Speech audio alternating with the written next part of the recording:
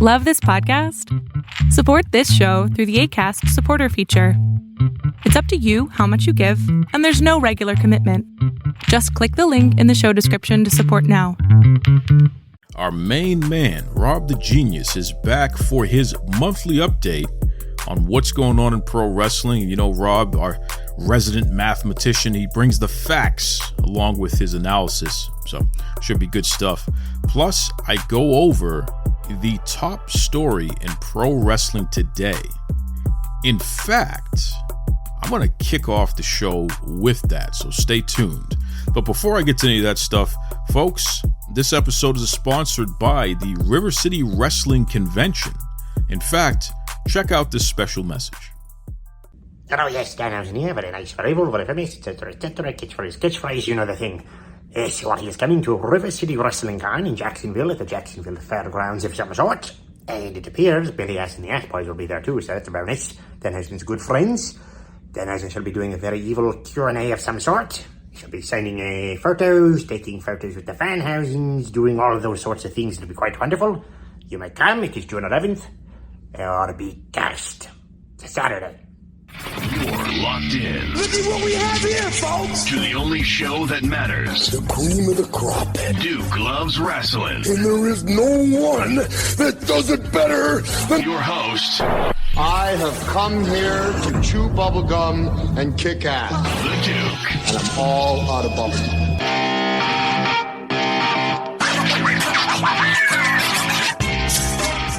My brothers, my sisters, humanoids, everybody in between there, welcome back to the Duke Loves Rasslin podcast, the show about pro wrestling and everything else. Of course, we're going to get to our main man, Mr. Rob the Genius, in a moment here, but I did want to go over something, okay? Something that is a hot button issue. It's the number one topic in pro wrestling right now. I can't avoid it. I got to lean right into it. Sasha Banks and Naomi have reportedly, and this is reported by the WWE, they have reportedly walked out of Monday Night Raw. Okay, so allegedly they handed over their tag team championships and walked out of Monday Night Raw, despite the fact they were advertised and scheduled to be in the main event on Monday Night Raw this past Monday. So there's a lot of speculation going on, a lot of rumors being tossed around, a lot of things being stated. And I want to avoid as much of that as possible, okay? So I'm not going to necessarily dig too deep into the rumors, but I do want to make a couple of points, though, because it's just getting out of control. The stuff that people are saying, the way that they're running in certain directions with things that are possibly just not true, right? It's like it's just probably not true, some of the reports. And let's not forget the fact that this could be a work. This could be just another storyline unfolding. It's unlikely that's the case, but hey, anything is possible. It is pro wrestling, and kayfabe does still exist at moments here. But let me just say this. Let me just get something out off my chest here, because I want to make sure that I'm clear. I don't believe that a publicly traded worldwide company like the WWE, I don't believe they would be foolish enough and irresponsible enough to have an executive on their team who would have the audacity and degree of disrespect of other people to actually say to anyone, especially Sasha Banks and Naomi, that they're being quote unquote uppity and that they better fix their attitudes. Okay, this is, again, these are rumors that have come out. And folks, I try to stay away from the rumors. It's really something that I've tried to avoid on this show. I like to go straight to the source, get the facts, so we can cut through the BS, because that seems to be what wrestling media is all about these days. Everyone wants to roll around in the mud. They want to talk rumors and things that just aren't true and spin narratives based off of that. And, Duke Loves Rasslin. We try to stay away from this stuff, but so many of you have reached out to me and said, Duke, we want to hear what you have to say about it. So fine, here I am. Again, I find it hard to believe that WWF would be so irresponsible to have anyone on staff who would speak to talent that way, especially Sasha Banks and Naomi, not only because of their veteran status and because of how much money they've made for the company and how great they've helped make the company. These are women. These are black women. And you're calling them uppity and saying they better fix their attitude. I would hope that's not the case. But when you see that statement that WWE put out, calling them unprofessional and all kinds of other nonsense, it doesn't look good. It doesn't look good at all. I don't know what happened. I don't know what's true and what's not true. I'm still waiting and seeing here. But if there is an executive, if there is someone on staff in the WWE who spoke to these women that way, and who speaks to anyone that way, this is beyond having a verbal warning or something like that. Something needs to be put in that person's file. Okay? It's unacceptable. I don't care what workplace you have. We live in a society today, and it's been going on for far too long, and I'm just going to call it out from my perspective as someone who's worked in management for a very long time and who's been responsible for, recruiting, hiring, training, and promoting others. So I'm speaking from experience when I say this. If you are cussing people who work for you, if you are talking down to them, especially in such a ridiculous manner, and if you're speaking to black folks, especially black women, calling them uppity and saying fix your attitude and all this other nonsense, yeah, this isn't a verbal warning. That needs to go in your file. This person needs to be written up. They need to go through extensive management training, and they need to be put on an action plan. I'm not saying anyone needs to lose their job in 2022. I'm not advocating for that. Unless this is a pattern, then I absolutely am advocating for that, because we don't need people in those roles destroying the morale of the folks who are out here making you your money. And I stand firm on that, by the way. But as a manager, someone who has over 2 decades of experience managing people, whomever said this, if in fact that happened, this needs to be put in their file. It needs to be documented. They immediately need to be put on an action plan with steps that must be taken and standards that must be met to show that they will never make a mistake like this again. I feel that, in pro wrestling in general, and I'm going to look at WWE especially, I don't know what's going on with the management structure. But I do know that some of the things that have been said by people who've worked there, I'm very concerned. You have Dax Harwood, FTR. He's now over there in AEW. He's part of the Revival. What he said about people making fun of him and some hardships that he's gone through and what have you, and these are people in leadership positions, unacceptable. Unacceptable. So I'm looking at this from this position here, just as a manager of people. I don't know what's going on in that company, but you're a publicly traded company, and you have a lot riding on your ability to maintain a professional environment. I don't give a damn about the pro wrestling industry if it's going to be unprofessional. Okay?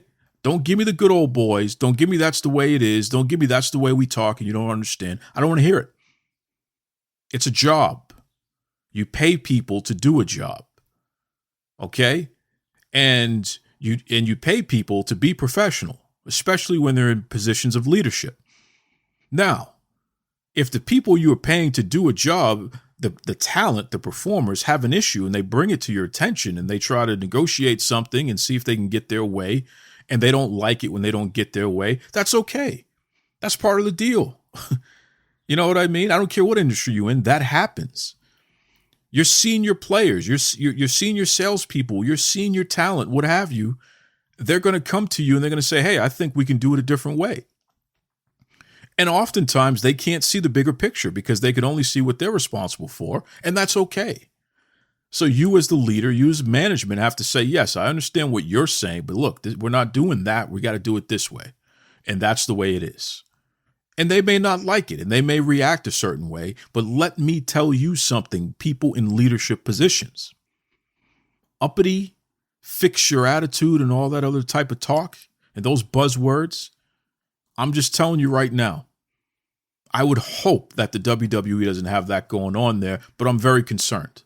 So, whomever that is, if that in fact happens, WWE, I expect you to be very swift and decisive. This needs to go in their file, And there needs to be a retrain, not only of that person, but everybody who's responsible for managing other people in that company. And not just on the pro wrestling side, but even in corporate. That is not the way that you speak to people. Unacceptable. Okay? Unacceptable. And whether we're talking the Sasha and Naomi situation, or whether we're talking what happened with Dax Harwood, whether we're talking with some of the things that some other folks who've been in that company recently have said, I'm just telling you right now, it is going to be very difficult to support a company that continues to cultivate that type of environment, because you've come too far to be pulling Bush League garbage like this. Okay? You are supposed to be the gold standard. I would hope that the people in leadership positions in that company are not speaking to others that way. I would hope that's not the case. And I would hope that when it happens, you are swift and decisive with how you deal with that. Write them up, retrain, action plan, monitor the situation, and if it ain't working out, they got to go. And get somebody in those roles who actually understand how to speak to people and treat people like human beings. That's my take. In terms of Sasha and Naomi walking out and, taking a stand and doing all that, if that actually is reality and it's not a work, look, wrestlers are going to be wrestlers, talent are going to be talent. They're going to rage against the machine. They're not going to like creatives' ideas. They're always going to think they know better, and that's great. That's fine. That you manage that the way you manage that. But, for the talent, you do have to remember you're not getting paid to be what you want to be. You're getting paid to portray a fictional character that the company owns the intellectual property of.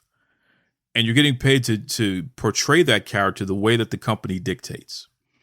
And you don't have to like it. I know a lot of people want to act like they know better and they want to talk like, hey, that's not fair, and they're people too. You're getting paid to portray a fictional character the way the company tells you to do it.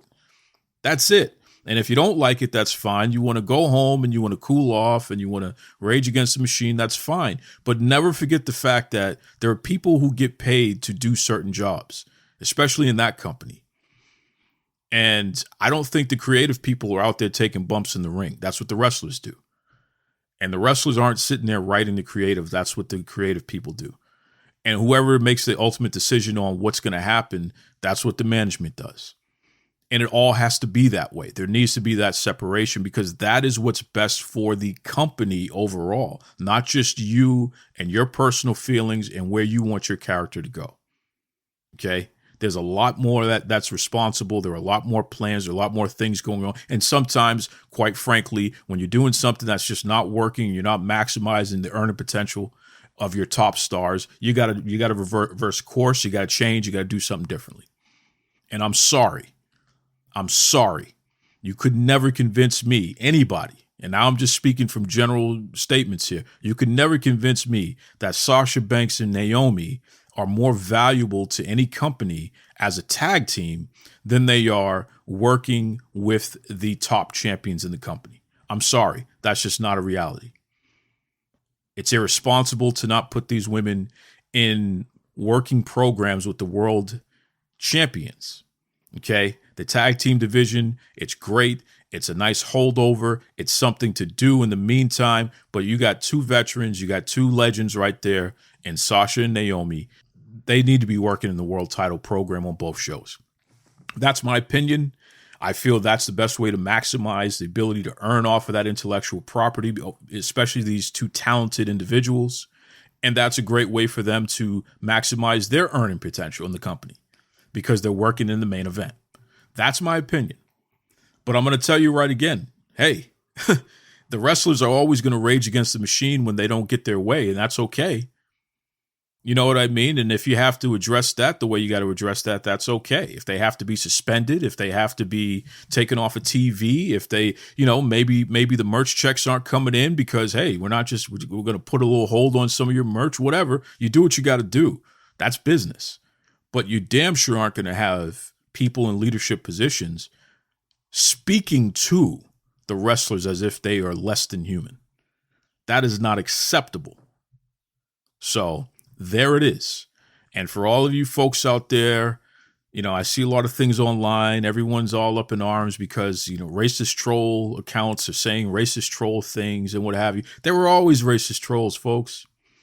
Look at their history. Look at their comment history. They were always saying racist troll things. It's nothing new. If you're just now getting to Billy so-and-so because he's saying racist troll things, I got news for you. This guy has been nasty to people all along. Okay? And if whatever show, Keeping It 100, whatever, wants to give Billy Body the time of day, then that's what they're promoting. You know what I mean? And if they want to say, well, we believe in freedom of speech, so we're going to have, Billy Body say whatever the hell he wants, and then this one's going to say whatever the hell they want. Hey, listen, I'm for that. I think variety is great. And I think that you do need to allow people like Billy Body to have some type of place where they can speak their mind. Because you do need to confront and understand that those folks exist within every aspect of society. But that doesn't mean you got to pay them any mind either. If Billy Body feels that Naomi and Sasha are this or that, and they're no good and whatever, and F Black Lives Matter and all this other nonsense he wants to pile on because he's just the troll of the highest order, this guy with a nasty attitude. I can't stand the way that this guy talks to people. He cusses them. He acts like his stuff doesn't stink. And the reality of the situation is it's very clear, in my opinion, this is just a very insecure person, the way that Billy Body conducts himself. He's very unprofessional. I have no time for that dude. This is the first time you've even heard me acknowledge this guy, because as far as I'm concerned, he is just a disappointment because he's a very talented person. Let's not mistake that. Very talented, great at generating attention for himself, reality TV, all that good stuff. But sometimes it's like, man, it's nice to just be a decent human being. And I don't believe that Billy Body always presents himself as a decent human being. He's too busy carrying on in a manner that is just unsavory, in my opinion. But he's always existed that way. And this is what he does. And this is how he makes his money. And the people that enjoy his brand of being unsavory, they're going to patronize him. And you don't have to like it, but you have no authority to cancel this guy. You can't stop it. And in fact, every time you try to stop it, you're just making him greater. And that's the irony of it. Some of you folks got to remember, you have no power over anybody like that. It doesn't work that way. It doesn't matter if you don't patronize Billy Body or whatever he's doing. There's enough people that do that he's going to be all right. So if you're trying to affect change, I don't know if that's the way to go. Who gives a damn about Billy Body? Who gives a damn about Keeping It 100? You know what I mean? I get a kick out of Disco being a lunatic and Conan with his half in, half out self every now and then. And I know that, a lot of that's just entertainment. Joe does what Joe does, which is, I don't know what, but he just acts like Joe. And that's their brand of entertainment. But Billy Body, you know what he is. He's a guy who doesn't know where the limits are, and he's going to push it all the time and go too far and then act like, hey, it's my freedom of speech. Well, Billy, it's okay to be a decent human being sometimes. And there are flashes of that, like when he's being a fanboy, talking about how much he loves Roman Reigns and how much he wanted to get drink mixers for the boys when they visited England and how he wanted to take this and pictures of that and all. It's like, okay, fine. There may be a decent human being in there. But the guy acts like a jerk half the time, more than half of the time. And that's why it's just like, why even bother? He's going to be who he is. All right. And these troll accounts, they don't respect women. They disrespect women's wrestling. They don't respect black women. They disrespect that all the time too. It's nothing new. But do you really think there are that many of them compared to the rest of us? I don't think so. So why don't we focus on WWE? That's the focus, man. Are you really mistreating people like this? I don't think so. I would have a hard time believing that the company has an executive in there or has a leader in there who's talking to the talent that way.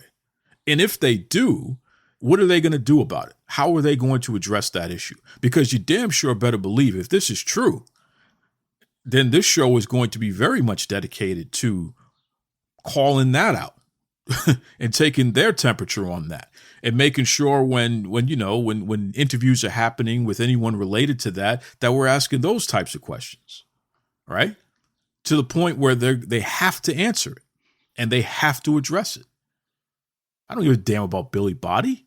I'm too busy worrying about, did WWE really just have somebody over here call Sasha Banks and Naomi uppity and tell them to fix their attitude? Hello?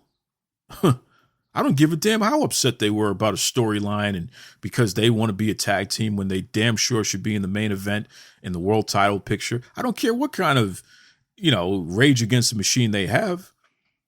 You don't talk to people like that. So, I don't know. That's my take, folks. Folks have asked for it. There it is. I know that people are going to be pissed off at me from every angle, and that's okay.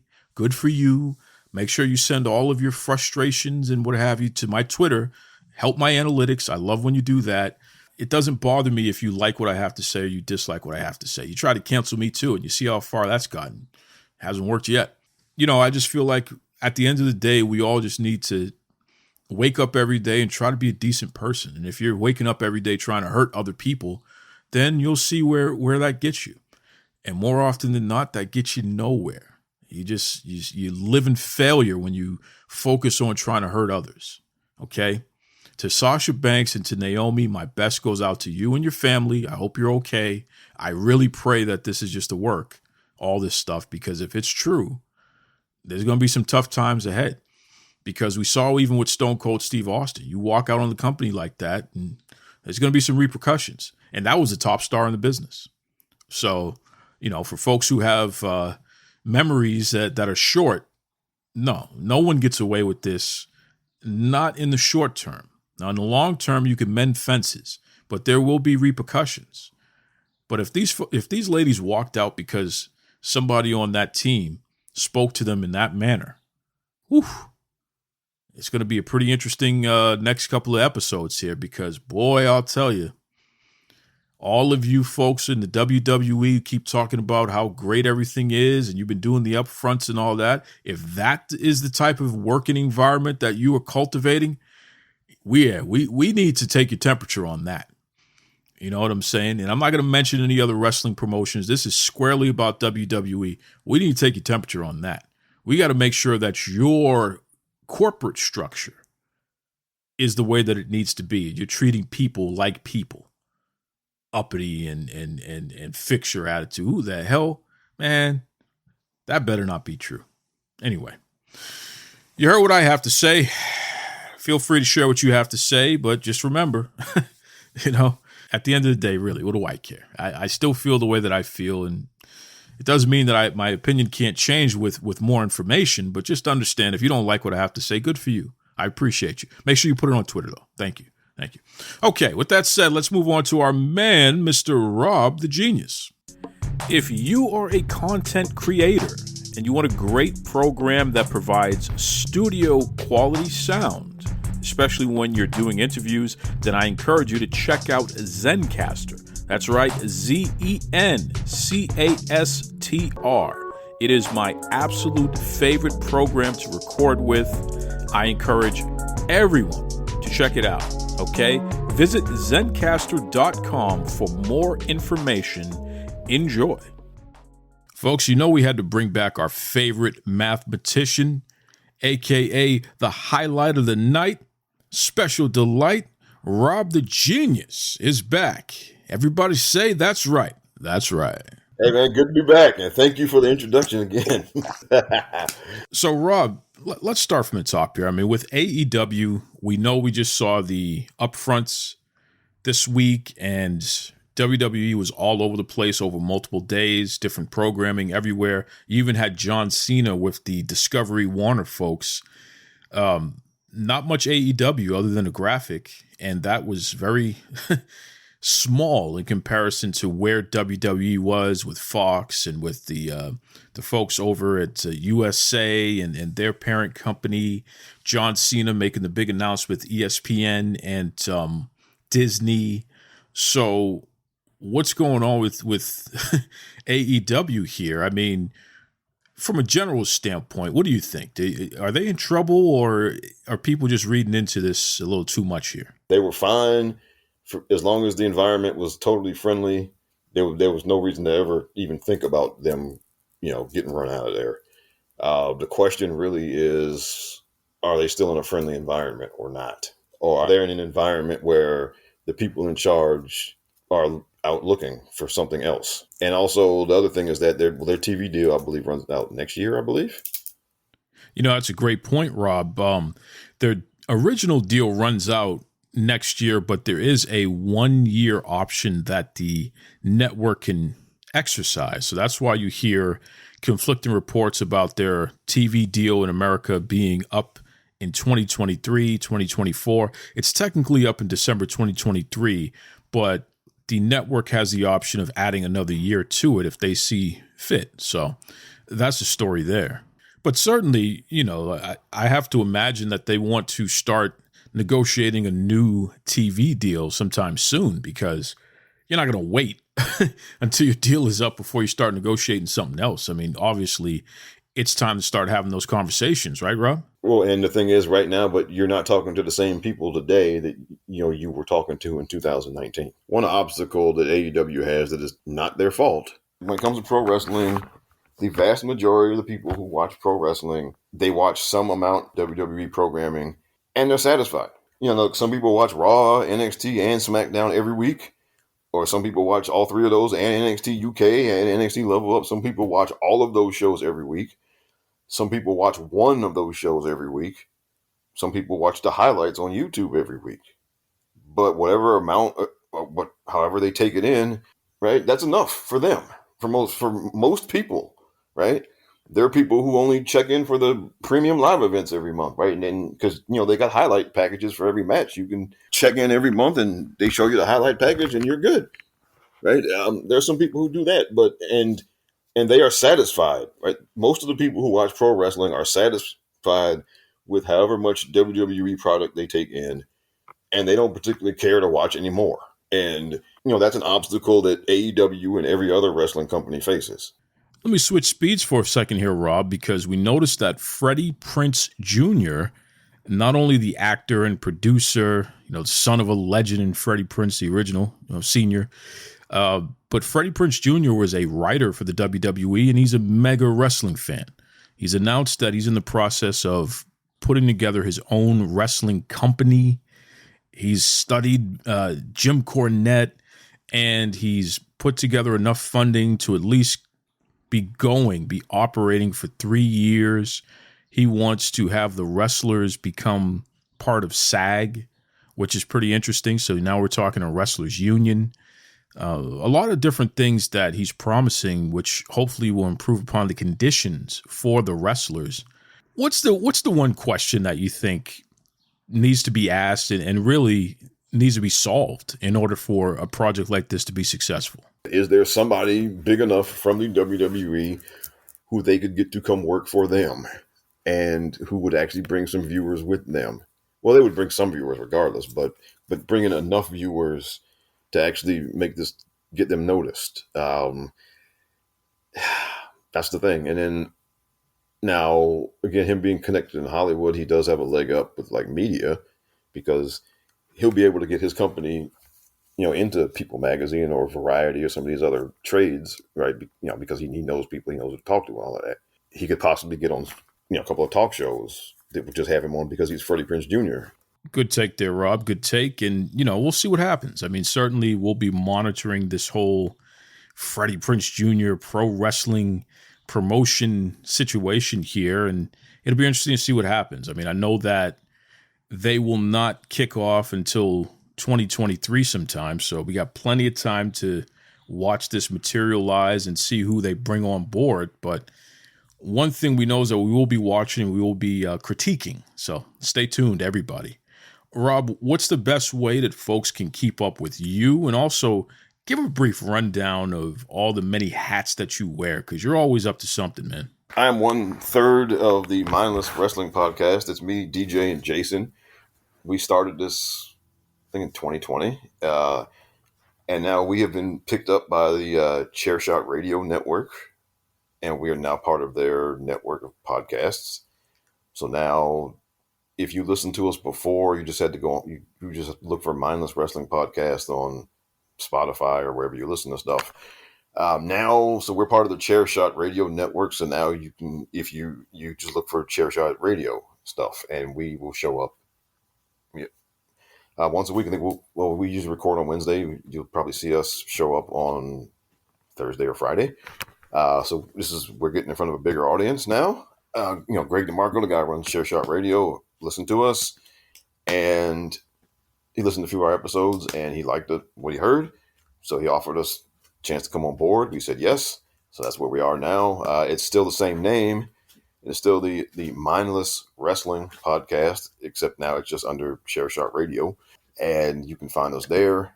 You can find me on Twitter at RBONNE1. And I even changed my name to Rob the Genius, so everything kind of lines up. You can find me there. I am open to coming on your show if you have one and just talking like me and Duke are doing here.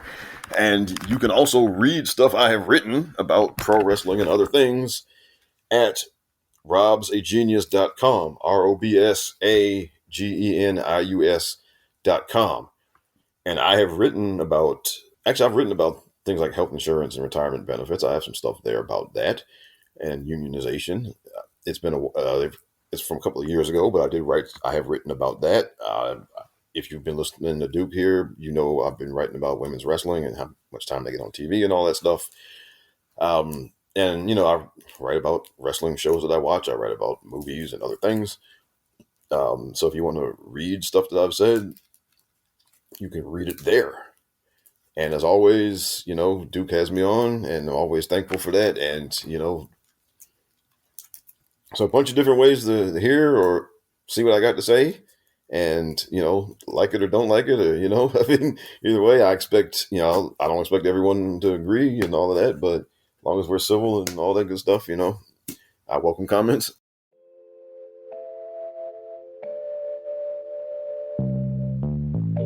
Hey, what's up, guys? This is Booker T, 6-time world champion. Yes, I will be appearing at the River City Wrestling Con Sunday, June 12th in Jacksonville, Florida, as well as Q&A going down, guys. So get your questions ready. Don't miss out. Don't get shut out. And I'll see you there.